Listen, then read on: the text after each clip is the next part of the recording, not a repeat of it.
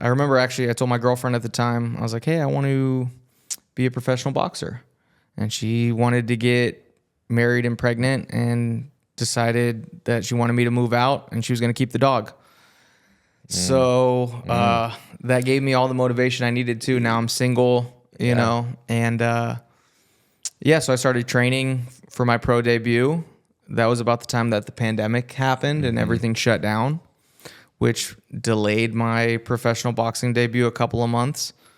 But I ended up getting a fight in Tijuana, Mexico at the end of 2020. And that was a lot of fun. I ended up having a couple fights in Mexico, going undefeated. And I had the time of my life. We would stay in Rosarito for fight week and train and fight in Tijuana and then go out and party in the strip clubs afterwards. You know, I was having the time of my life. Yeah. My pro boxing debut, like I said, it was during COVID. So there was no fights going on in the States at the time. And they were doing fights outside in Mexico. So this was September of 2020. They built a boxing ring in the parking lot of a baseball stadium in Tijuana. Okay. And people would drive their cars up to the ring and park around the ring, and then they'd sit on top of their car with a mask on and watch the fights. So it was like a drive-in movie, but with boxing. Yeah. So that was my professional boxing debut. Experience. Yeah. Yeah, it'll never happen again. It was pretty wild.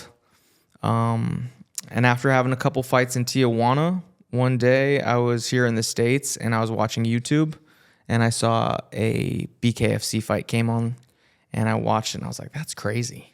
Yeah. Right. And then the algorithm just starts queuing all these bare knuckle fights. So I ended up watching about half a dozen in a row. And after watching these fights, I surmised that I was good enough to beat most of the people that I had watched. Right.